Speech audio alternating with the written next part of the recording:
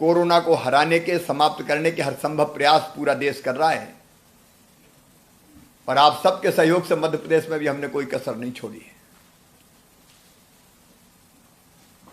लेकिन ये बीमारी कब खत्म होगी पूरी तरह से आज निश्चित नहीं कहा जा सकता।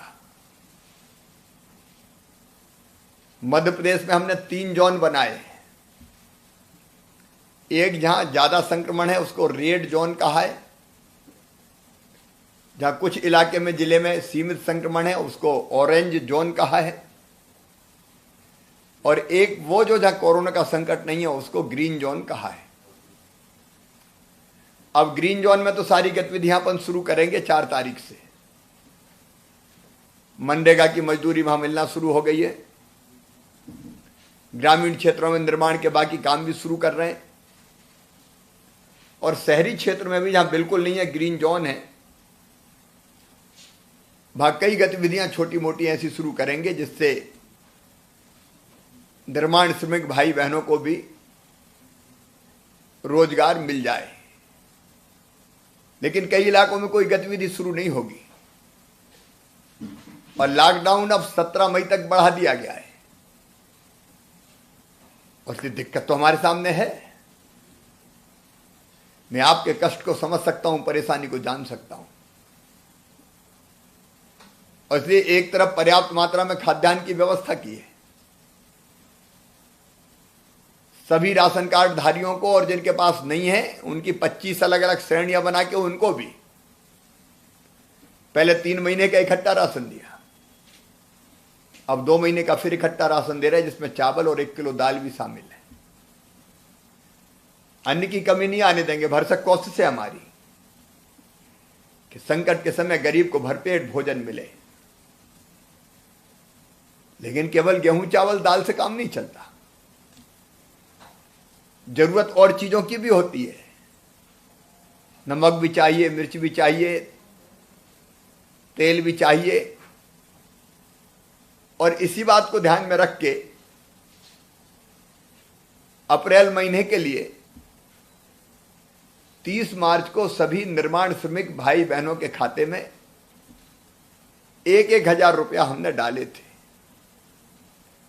कुल मिला के 8.5 लाख से ज्यादा 8,85,000 निर्माण श्रमिकों के खाते में हमने 88.5 करोड़ रुपया पिछले महीने डाले थे। अब चूंकि लॉकडाउन की अवधि बढ़ गई है तो इस महीने भी चाहिए, और इसलिए फैसला किया कि अप्रैल के बाद मई महीने के लिए भी 1-1 हजार रुपया फिर निर्माण श्रमिकों के खाते में डाला जाए। राशन मिलेगा ही। ये इस राशि से हमारे घर का छोटा मोटा खर्चा, विशेषकर भोजन संबंधी आवश्यकताएं, वो सब पूरी हो सकेंगी। इसलिए आज यहीं से मैंने आपके बैंक खाते में फिर से 8,85,000 निर्माण मजदूरों के खाते में 88.5 लाख रुपए की राशि डाल दी है, अंतरित कर दी है। आप अपनी सुविधा से वो राशि निकालिए। प्रदेश के बाहर भी कई मजदूर फंसे हैं, उनको कई को हम बसों से ले आए 40,000 के आसपास, बाकी को भी लाने का काम जारी है। और अब तो प्रधानमंत्री जी ने ट्रेन से भी फैसला किया ट्रेन चलाने का, तो उनको भी हम वापस ला रहे हैं। लेकिन जो बाहर फंसे थे हमारे मजदूर, उन 76,000 मजदूरों के खाते में हम लोग 1-1 हजार रुपया भी डाल चुके हैं। बाकी जैसे नाम और सूची प्राप्त होती जाएगी बाकी के खाते में भी ये राशि डालेंगे। मेरे मजदूर भाइयों बहनों, धरती के संसाधनों पे सबका हक है, लेकिन पहला अधिकार गरीबों का है। ये संसाधन सबके पास नहीं होते, जिनके पास होते हैं वो इनसे धन कमाते हैं।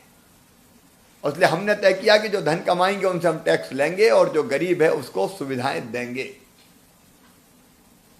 इसलिए आपको दिया तो ये आपका अधिकार है।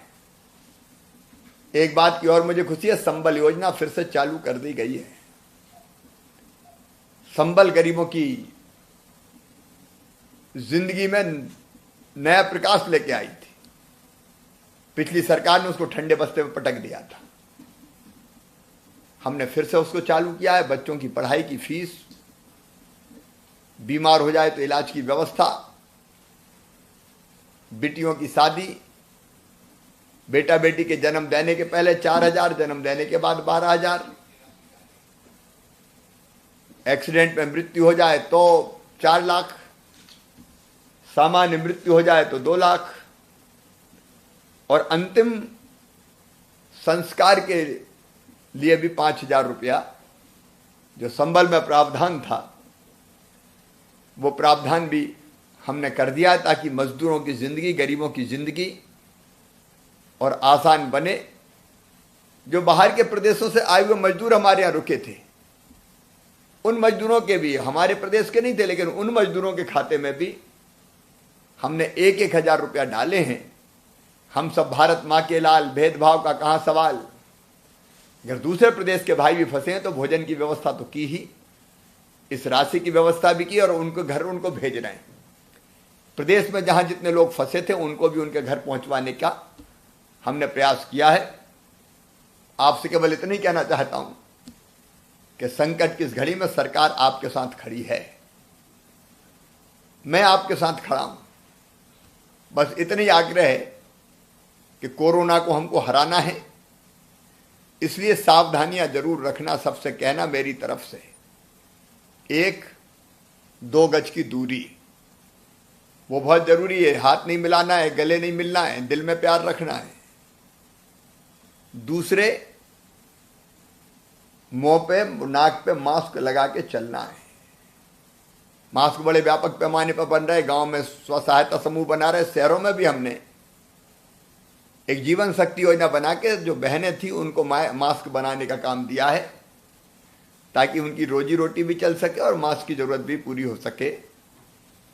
तो मास्क लगा के चलना है, हाथ साफ रखना है, बार बार साबुन से धोना है, कहीं थूकना नहीं है, ये ध्यान रखना। ये जो वायरस है बड़ा खतरनाक है, ये छापामार युद्ध करता है।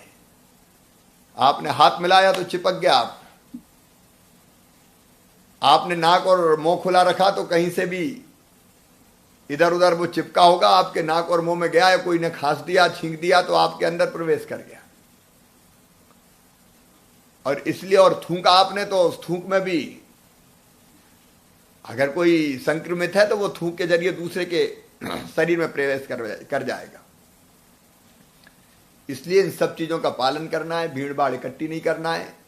इस तरह की खबरें देखने के लिए आप हमारे चैनल को लाइक करके सब्सक्राइब कीजिए और नोटिफिकेशन बेल ऑन कीजिए। धन्यवाद।